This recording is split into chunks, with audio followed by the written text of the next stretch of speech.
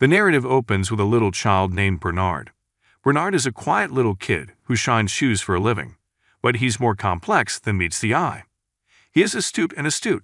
He positions his shoe shine stand directly in front of a large bank frequented by the wealthy. Bernard has other plans. It's not about the money he makes from shining shoes. As he slowly cleans those shoes, he pays close attention to the wealthy patron's private financial conversations. Following the departure of those affluent patrons, Bernard produces a little notepad, his covered weapon. He records all the crucial financial lessons he learns in this little journal. What he actually wants is the important knowledge he picks up from these interactions with office workers. He doesn't want shiny cash. Bernard has always had a lofty goal. His goal is to become a banker. Our story takes set in 1939 in Texas, a state where black people are subjected to discriminatory practices due to the color of their skin. Feeling the weight of this harsh reality, Bernard's father informs him that his dreams are unrealistic and should be set aside. However, there's a small but mighty blaze of resolve in young Bernard's eyes. Let's fast forward 15 years now. Now that he is an adult, Bernard moves to Los Angeles with his devoted wife Eunice and their kids. Racial discrimination issues aren't as severe here as they were at home, and Bernard sees an opportunity to succeed. Although they are staying in a tiny room at a relative's home, Bernard assures his spouse that this is simply a stopover. He embarks on a new profession as a real estate agent and looks for houses that are available throughout the city. He notices an intriguing contrast when he looks around. While there are numerous vacant homes in the white districts, the black community lacks housing. Bernard gets an idea. A fantastic business opportunity is about to present itself. He stumbles onto a dilapidated apartment complex one day, owned by a Caucasian landlord. The front door has weeds growing beside it, a sign of neglect. But Bernard sees something that others miss: the location's easy proximity to the black community.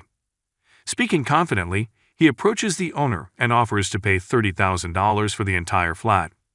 Upon filling every room, he intends to contribute an additional $5,000. Despite his curiosity, the landlord is hesitant due to potential issues. Bernard thanks the owner for their time and departs, acting with grace and understanding.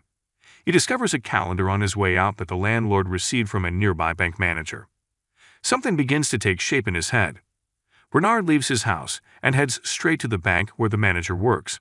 He does, however, run into the prejudiced manager's secretary, who politely declines to meet with him. Bernard waits calmly at the bank's entryway, unfazed. Before the bank manager finally leaves, hours pass. Bernard takes advantage of the situation by getting in the manager's way. With a resolute expression, he makes his case and explains that he knows a well-respected customer of the bank. Bernard discusses how that client would benefit from his planned business and expresses his desire that the management will consider lending him money. The bank manager, on the other hand, dismisses Bernard without much consideration since he makes snap decisions. The phone abruptly rings one night, startling Bernard out of his reverie. Bernard feels nervous when he answers the phone, and it's the property owner. If Bernard obtained a loan using his name, the owner queries. Confronted, Bernard can only apologize sincerely. The owner is surprisingly non-angry. Rather, he commends Bernard for his unrelenting resolve. The owner is persuaded to approve the loan by Bernard's tenacity. This is Bernard's first bank loan ever, and it's a big step toward his ambitions coming true. When the elderly white woman returned from her shopping, she was shocked to see a black man waiting at her door. Asking him why he was there, she addressed him sharply. Bernard told her, remaining composed, that he was overseeing the apartment building's renovations. The elderly woman, who didn't seem happy, said that laborers like him ought to exercise caution. Bernard firmly replied that the building belonged to him and that he would take good care of it. Startled by the encounter, the elderly woman returned inside, obviously distressed. Soon after, the police came because she had called them. They questioned Bernard, suggesting that he might be pretending to be the owner. Surprisingly, Bernard showed them a copy of the real estate certificate as proof, showing that he had thought ahead and had such documents. The police, realizing that the property indeed belonged to him, left in frustration. Bernard runs into the same old woman when he returns to the apartment complex that evening. Reminding him that now is not the time for remodeling, she bids him to go. In response, Bernard says coolly that he's the owner, not a worker. The old woman is shocked and stunned right now. She furiously moves out a few days later, refusing to dwell in a building where there are black occupants. Bernard promptly rents her apartment to a different black tenant once the elderly woman departs. He anticipated that a large number of black people would desire to reside in such housing, so the building quickly filled up. Bernard honors his financial commitments to the previous owner, who now holds him in high regard. The old owner, impressed by Bernard's commercial acumen, proposes a partnership. The previous owner discreetly manages the transactions, while Bernard selects the properties and figures out the earnings. Profits are plentiful, and white clients are unaware that they are working with black partners. Bernard quickly transforms his small apartment complex into a big mansion, giving his cherished family a comfortable life. Bernard is wise in that when faced with discrimination, he sets his own rules and prioritizes his financial gain rather than fighting back. However, things aren't always easy, and unforeseen difficulties arise. When the aging co-owner passes away unexpectedly, his prejudiced wife gets his portion. She won't collaborate with Bernard because she detests black people so much. She makes a lowball offer to purchase his shares and threatens to sue him if he declines. When white people and black people went to court back then, white people typically prevailed. Bernard resolves to go to court because he would not stand for this injustice, but he needs a witness to confirm that he was in a partnership with the deceased co-owner. Bernard considers the bank manager, but the manager steers clear of Bernard once more, having already taken a stance with the widow. Standing inside the bank, Bernard is demoralized by the tidy, well-kept environment that conceals the severe discrimination he endures due to the color of his skin. He always gets a cold reception and glances of disapproval when he visits the bank. It is during these moments that Bernard begins to formulate a bold plan to address his issues. There are 4 banks in this large complex, yet none of them will assist this black man. Bernard has an amazing idea at this precise moment. He will purchase this old building and find out which among them will still treat him unfairly. Bernard searches for Joe, a fellow black real estate agent in Los Angeles, to inform him of his audacious scheme. Joe initially believes Bernard's suggestion is absurd. In the heart of Los Angeles, no black person has ever attempted such a large investment due to the high cost of the land and the building. However, as they discuss the proposal more, Joe begins to realize that Bernard is a realistic thinker as well as a dreamer. Bernard is interested in this building since he could use the bank inside if he were to purchase it. They wouldn't turn down a loan from him and would give him helpful real estate information, which would facilitate his success in the real estate industry. The idea surprises Joe, but the more he considers it, the more he sees its possibilities. Despite his wealth, he encounters discrimination on a regular basis. He stands to gain considerably more money if he can establish himself in this largely white area. They still need a white person to converse with other white people, though, and Bernard thinks of Matt, the remodeling helper. Since Matt is a sincere individual who is ambitious yet inexperienced, Bernard and Joe enroll him in an extensive training program. They provide him real estate expertise, polish his manners to blend in with upper-class people, educate him how to play golf, and boost his arithmetic skills. Matt accepts the challenge, improving his golf game and developing the skills of a young entrepreneur by learning how to calculate property values on the golf course. Matt has a golf match with the owner of the bank building at a private club. Joe had meticulously prepared this meeting. As the session progresses without incident, Matt has the opportunity to discuss purchasing the building. But after the other negotiations, Matt is unsure of what to do. But don't worry, Matt is well prepared for this time thanks to Bernard. He has counted the number of nighttime lights on the building, determined the number of vacant spots, and computed the property's value by examining its revenue and operating expenses.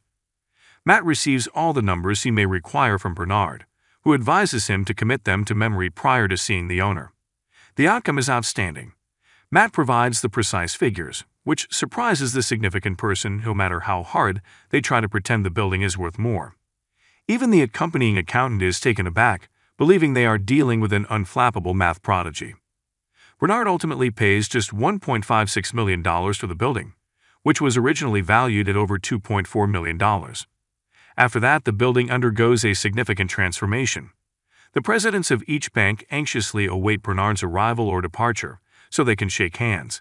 You can sense the manager's surprise as he stands there astonished, the same manager who used to cause issues.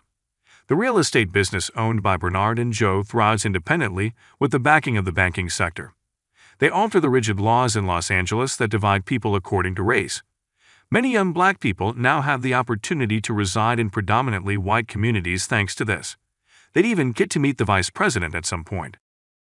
Let us now fast forward to 1963, a few years later. Bernard visits his father, Britton, at his Texas homeland with his family. Britton tells Bernard how proud he is of all his achievements during dinner. The following day, as Bernard and his son stroll around the town, they pass the bank where Bernard used to work as a shoe shiner in his youth. Texas was regarded as one of the most racially divided states in America at the time. They witness a small boy cleaning shoes who looks much like Bernard did when he was first born. Bernard was shocked to learn that this boy only works with white clients. Bernard is deeply awakened by this poignant interaction and is reminded of his duty to his community. In his hometown, he makes the covert decision to improve housing conditions for black people. The very following day, Bernard discusses his plan to purchase the Texas Mainland Bank with Joe. At first, Joe believes it's a foolish idea because of Texas's pervasive racism. Nevertheless, Bernard presents compelling arguments for purchasing the bank, and in the end, Joe decides to back him. They enlist Matt's assistance once more and give him command over their strategy. To finalize the terms of the agreement, they scheduled a meeting with Robert Florence Sr. and Jr., the bank's proprietors. Florence Sr. consents to sell the bank to Matt and his partners, despite Florence Jr.'s reservations. Now that they have control of the mainland bank, Bernard goes to work assisting the African American community in obtaining mortgage loans. Bernard appears to be trying to level the playing field so that his fellow African Americans might enjoy similar opportunities in terms of housing and financial resources. Everything is okay until Florence Jr. begins to investigate the loans that were authorized by their bank. He meets Bernard and Joe one day after trailing Matt and presenting them with a letter from the U.S. Treasury Department. He alerts them to the government's impending inspection of the bank in 1 month. The three of them meet together to decide what to do next after Florence Jr. goes. Matt finds a way to solve their mounting issues throughout this trying period. He proposes that they acquire a different bank and transfer the problematic loans from Mainland Bank to the new establishment. They consider purchasing Marlin Moore Bank. Bernard is concerned about managing the new bank, but Matt brashly says he ought to be in control. Though initially dubious, Bernard consents as long as Eunice watches Matt. Ultimately, Matt's goal of owning his own bank is realized. Matt meets with a lawyer the following day to begin signing loan contracts. Later, as he sends the signal, Florence Jr. calls him concerning the client's desire to withdraw their whole balance from Mainland Bank.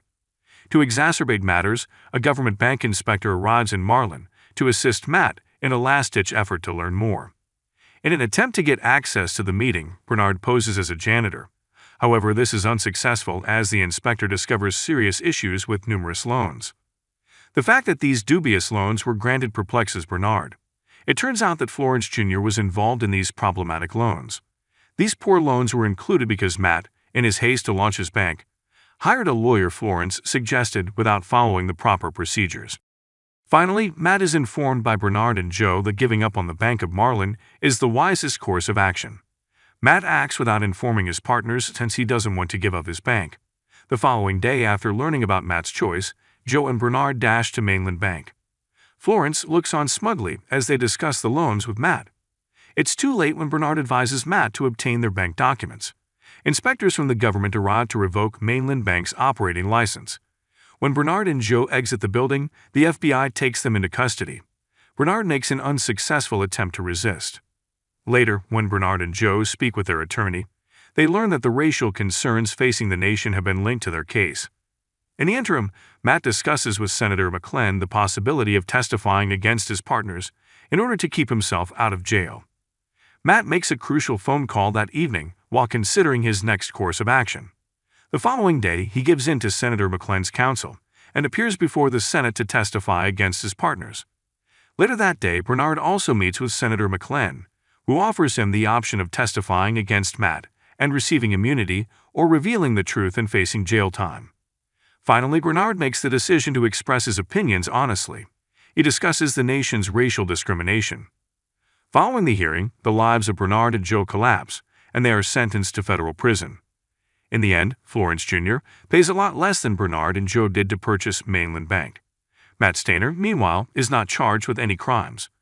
When Bernard and Joe are freed from prison after a few years, Eunice is confused by the unexpected smiles on their cheeks. Their contentment is not what it looks, and she wonders how they can be content after losing all of their money. Joe discloses that they currently own adjacent Bahamas property. Startled, Eunice asks Bernard to explain himself. It turns out that Matt had a sincere conversation with Bernard over the phone the evening before he testified. Matt apologized and told Bernard about the senator's offer. Bernard requested a favor from Matt in exchange before the government seized their belongings. As the film draws to a close, it becomes clear that Bernard and Joe's Bahamas homes were significant in the movement against housing discrimination in Los Angeles. Their enduring friendship and continued pursuit of justice is evidenced by the 2 stunning mansions they still own next to each other in the Bahamas. The lesson of the story is to buy the entire building and watch them plead for a loan if life throws you a bank that won't lend.